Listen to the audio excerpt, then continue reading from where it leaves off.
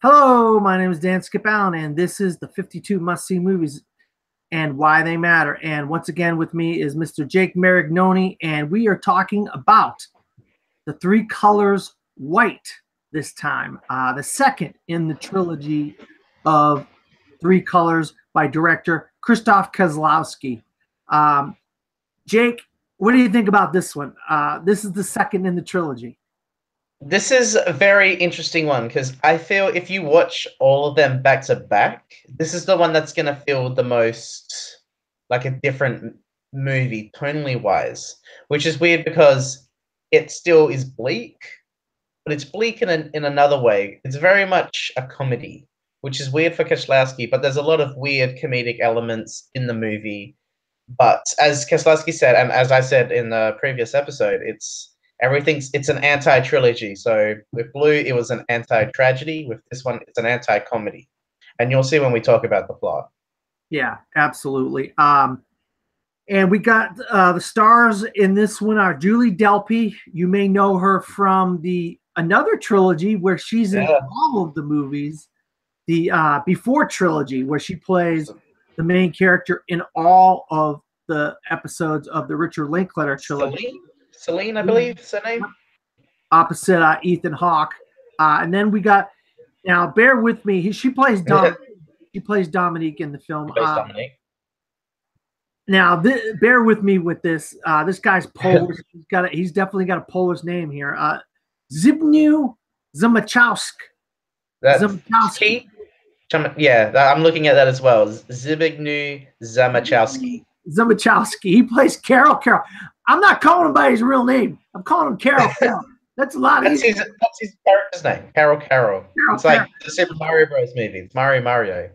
Yeah, so I'm not saying that guy's name again. And then we got Janusz Gajos, and he plays Michaela.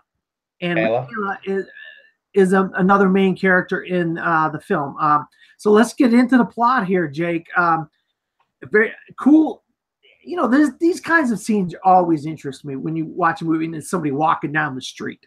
There's a guy walking down the street and he's got a suitcase in his hand. And as I say, you see the suitcase on the not the elevator part, but the escalator where all the suitcases, and it's just a random shot that you don't really know what it's supposed to be, but we find out later on, and it's something that is just you wouldn't really think of, and then when you see it, it's like, oh, okay. It makes sense later on in the movie, but this sets it up. He likes to play. He likes to do callbacks. Kozlowski does. Oh, definitely. And with Blue, he did a couple different callbacks. And this one is kind of like a long callback because we go back and forth to the suitcase a couple times. So the man walking is our main character, Carol. You know, he asks this guy who's guarding a gate. He says, "Hey, is this address I'm supposed to go to? And this the courthouse?" Yeah. And so he ends up going to the courthouse. And the reason why he's there is he's getting a divorce. Yep. Dominique, played by Julie Delpy, she's not in love with him anymore. Doesn't love him anymore. She wants a divorce. And in the back of the courtroom, we see somebody coming into the court that doesn't belong there. And we have a callback to a different movie. And that's go back to Blue. Julie from Three Colors Blue. That's where that scene where she ducks into the courtroom. Well, now we know what was going on in that courtroom because it's Carol and Dominique's divorce hearing. So she doesn't love him anymore. He doesn't have any money. His cards don't work. He ends up sleeping in a salon that I guess they own the salon. Yeah, he owns it with, I think, his brother. Yeah. No, I thought he owned it with her. I thought he owned it. Oh, okay, it could have been her. I'm thinking of a later scene. A different salon. You're thinking about a different salon. Yeah, that one owned with her, and he realizes he still had his keys, so he's like, well, what the heck? I need some place to sleep. So he went in there and slept with her. But then she's all mad at him, but then she has sex with him. Which, We don't even know if she's just like a psychopath or she's like an Amy Dunn from Gone Girl, in which she's just trying to get what she wants by manipulating everyone. It's a little kind of ambiguous as to what's going on, and we from the first scene we see Carol, we feel so bad for him because he's almost like a buffoon. He doesn't properly understand French. He's an immigrant, and from there he's like the down on his luck protagonist that you just feel for him because there's so much shit that goes his way. Yeah, he had so much bad luck at the beginning of the film. And so then she tries to blackmail him. She does after they have sex, and so he's like, "Well, you know what? Hell with this crap. I'm going to try to burn down the salon." And you know, this is some crazy stuff at the beginning. You're like, what the heck is going on in this movie? You know? So he ends up in a subway station, and he's playing music in a subway station. Yeah, he's just performing songs. Yeah, just so he can get some spare change. And a guy just happens to come walking by, and we come to find out this is a gentleman by the name of Michaela, and he trades a haircut, gives the man a haircut because that's what he does. He owned a hair salon. That's all he knew how to do is cut hair and give people a haircut. And he wants him to. He wants him to kill a man. Michaela wants Carol to kill a man. Well, because Michaela is successful. He's a successful businessman. And I think the idea was he just wanted to go down the streets and find someone to kill this guy for him. It's kind of like Strangers on a Train in that sense of just two random strangers meeting and there's a murder. I think that's interesting with Michaela's characters, what he wants Carol to do. And it's almost as if he purposefully went down to find someone to help him kill someone. You know, and with the trade of the haircut, he offers them a ride to Poland. He ends up saying, "I'll give you a ride to Poland," and then he calls his wife, tries to get back with her, and we hear her having sex with somebody on the other side of the phone, and she's having an orgasm with another man on the other end of the phone. So he's like, "Oh my God, this is not good for me." You know, he's like in rough. So then we see that suitcase again, and it's being put on a plane to Poland. So we know our main character needs a ride to Poland, but we haven't put it together yet that the suitcase and Carol have more in common than we thought at the beginning of the film. So then Michaela's at the airport looking for the suitcase. He's trying to get the suitcase, and he's like, "There's no suitcase here." So he goes to the person over on the.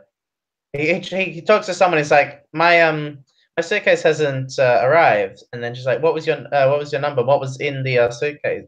And then he just flat out says, "There's a person in the suitcase." And so that's when we first realized that Carol is in the suitcase, and we see these guys, and we see one of the guys that are loading all the stuff on the little buggies and putting him on the plane and all that. One of those guys is in a van, and they pull all these suitcases, and there's our suitcase. He's got our suitcase in the van. He pulls it out, and when you know it, Carol's in there, and he comes out, and they start beating him up. They're like, "What the hell?" Yeah. Because I think the whole point was that the employees were stealing luggage so they could just make a extra money off of it by selling all the stuff or people's wallets. Because even they say, "Well, check to see if he's got money in his wallet," and he only has 2 French coins because that's all he's got. And then they throw him down the cliff. Yeah, so he's laying in the snow, all bloody, but he finally made it to Poland. Which is the main reason why he wanted to go there. That's all that really mattered to him, was just getting to Poland. Yeah, so he finally got to Poland, even though he's in all kinds of bad shape here. And once again, it's like this guy cannot win for losing. I mean, it's just like he thought he was going to get something good out of it by working with Michaela, but he ends up getting beat up. Then he knocks on the window of a salon in Poland, and it turns out that man lets him in, and he starts helping him out. And we come to find out this is his brother who lets him in. He gives him a place to sleep, and he ends up working for his brother, cutting some hair just to make a few bucks. Yeah. Then he ends up getting another job, which is a completely different job from being a hairdresser. Yeah, he ends up being a guard. He ends up getting a job as a watchman and a guard for these money men, these guys that are counting money, and they're money launderers or whatever they call it. Because there's always people out to get people that are money launderers, people who got a lot of money laying around. Then we see a man watching, like a street away. He's like watching them. So he ends up making sure that, everything's okay, because they don't want whatever that guy's doing watching them. You don't want them to steal the money. And so then they end up going to a warehouse where it's a 30% exchange rate on their money. He wants a 30% exchange rate on their money. And so they end up trying to buy some land, and instead Carol buys the land instead, before they could buy the land, which is crazy, because this guy has nothing. He has no money. The only money he made was from working as a guard, working in the salon with his brother. And he has to come up with like some $5,000 to buy the land, and somehow he comes up with the $5,000. You can assume that the bodyguard work gave him that amount of money so that he could buy it. And then Carol, it turns out Carol is supposed to shoot a man for Michaela. Yeah. And it turns out the man is Michaela. Yeah. She wanted to see if Carol had the guts to actually go through with shooting him. And he does shoot him, technically. He ends up shooting him, but he had a blank in the gun. It turns out to be a blank. Yeah, there was a blank in the gun. So Michaela ends up not dying. And Carol's like, I had a blank in the gun. I don't want to kill you. I don't want to shoot you. And that was the job. That was the job. Yeah. He wanted to die. Michaela wanted to die. So they end up going for a drink, and then they do snow angels on the ice. Then the guys that are the money launderers, they find out that Carol bought the land in front of them that they were going to buy because they wanted to build an IKEA. I guess Poland was starting to become more democratic and more free, breaking away from the Soviet Union and stuff.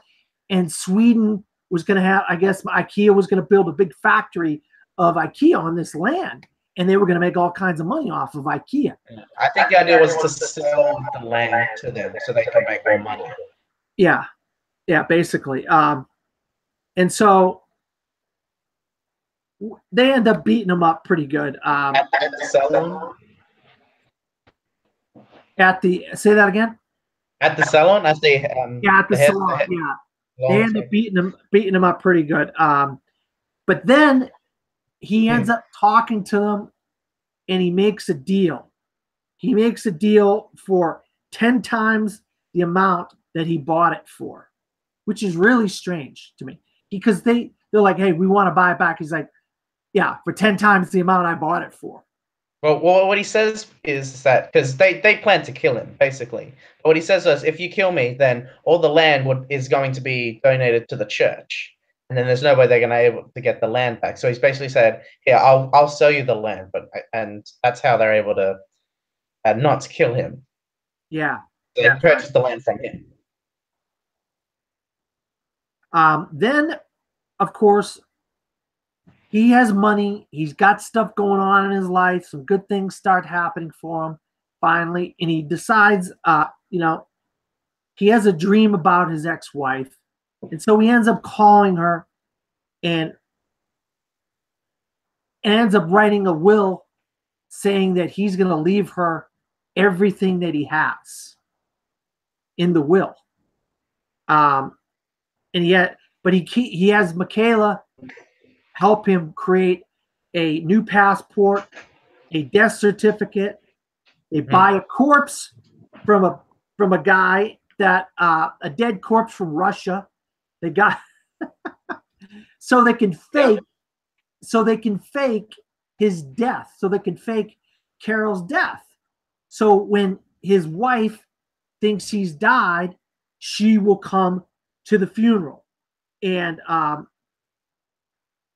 he's going to go to Hong Kong, and then he's going to have all his money because he's actually not dead. The whole scheme of, I think what Carol's trying to do is that he's trying to get over his wife's leaving him, her abandonment of him. And so, don't they have sex first? No, not right now. They don't. They end up. Yeah. Well, he's in a room, and so Dominique sees he's not dead. That's when she kisses him, and then they go at it again. They have sex. Yeah. She moans louder, almost as loud as when she was moaning when she was on the phone with him. Yeah, and the whole screen goes white. Yeah, which in Three Colors White, the white is a lot more subtle. It's like he ends up like one time he tries to go buy an office where him and Michaela's gonna have their new operations out of, and the walls are all white and everything's white. And of course we have the symbolism of the white with the snow, because in Poland at this time of year it's really cold and it's snowy. So the white is more subtle in this one than the blue was in Blue. I noticed, because harder to notice the white because it's more into the story of the film. It's not like it sticks out more, you know what I mean? It's not more of an aesthetic choice as with Blue and Red. White is definitely the most subtle as far as cinematography goes. But there are still a couple of scenes, like you see early on in the film, you have Dominique in her wedding dress, and she's walking down the aisle, and it's very white and all that sort of stuff. And the dream, and then snow, of course, and it's more subtle than Blue and Red, and I think that's probably one of my biggest compliments for White. Yeah, the white is a lot more subtle. It's more laid into the picture, the movie, instead of out there where it's noticeable. Of course, all of this stuff about setting up his death and getting the passports and the death certificate and leaving the will and all of this is a giant frame. Carol is trying to frame Dominique for his murder. Mm-hmm. We all know he's not dead. He's alive. And nobody knows he's alive except for two people. Mikolaj and Michaela. Yeah. And the guy that got the dead body from Russia, which he works for him. He's making him money. So he's not saying nothing. So he ends up getting revenge for Dominique leaving him broke and alone with nobody and nothing to help him out. And then so he's at his brother's house and he leaves and he's walking, he's walking out of the prison. He walks to the prison, and Dominique is sign languaging him through the window at the prison. And he's got the binoculars on. He can see. He can see her and see the message. See the window, and she says that she loves him, and just like the last film, she cries. cries. He cries. He cries. I got it right here. He This cries. is the second film in the trilogy. The last shot is someone crying, and we'll get to Red shortly. But yes, there is a certain motifs throughout all three of the films, and this one ends with Carol crying as I guess he's finally let go of Dominique, because early in the film he still loved her, she didn't love him, and in this film it ends with him basically moving on. So what is your overall takeaway of White, Jake? I mean, I love the guy that had nothing and he was just end up torn to pieces by this woman, ends up getting revenge on her, and ends up having millions of dollars, and he's successful.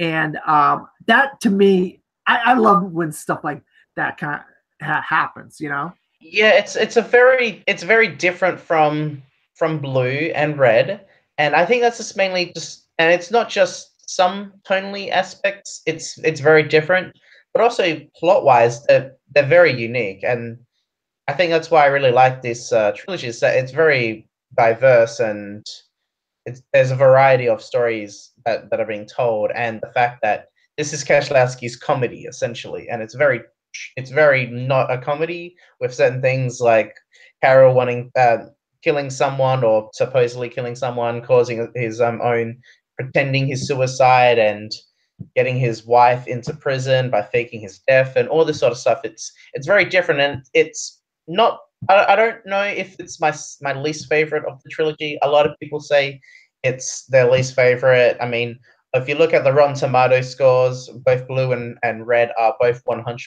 and then White is 92%, which is still very, very high. But yeah, a lot of people consider this one to be the weakest, but I don't really see that as the weakest. It's still a really, really good film, and I really love it. Yeah, so do I. I thought it had. What I liked is that both of the films, well, all three films are different, but they're completely different from Blue to White. They were completely. This one mostly takes place in Poland, and Blue was in France. And for the opening, the first 30-ish minutes of White takes place in France. And I think that one of the things that really meant a lot to Kiewslowski was that he was able to make a film in Poland and have a true kind of Polish story, to be honest with you, with the whole story of the revolution from breaking away from the Soviet Union and having starting a business and he's done films like that before, where it kind of criticizes the Polish government and all that sort of stuff. That's why his film Blind Chance was banned for 8 years. It was made in 82, but it didn't come out till 88 in America. Oh, okay. All right. So, Jake, where can you be found? Well, for the second time today, you can find me at Pretentious Hack on Twitter. I'm also on Worldwide Movie Games, Movie Battleground. There will be trivia, Full Metal trivia sometimes. I'm also in the Team League, in the There Will Be Trivia Team Tournament. I'm also on Jack of All Trivia. And I'm also just around. You can also find my podcast episode on That Major List, where I talk about films that everyone should go check out. You can also get yourself on there. And yeah, this is good. This is our second episode today, and going to finish it off with the one that got the Academy Award nomination. So thank you so much, Dan, and I'll see you soon. And you can find me at Dan Skip Allen on Facebook, Twitter, Instagram, and Pinterest. Also at From the Fourth Row. Or you can find my written reviews at cinesportstalk.com. That's CinesportsTalk.com. Cinesportstalk.com. So for Jake and myself, good night.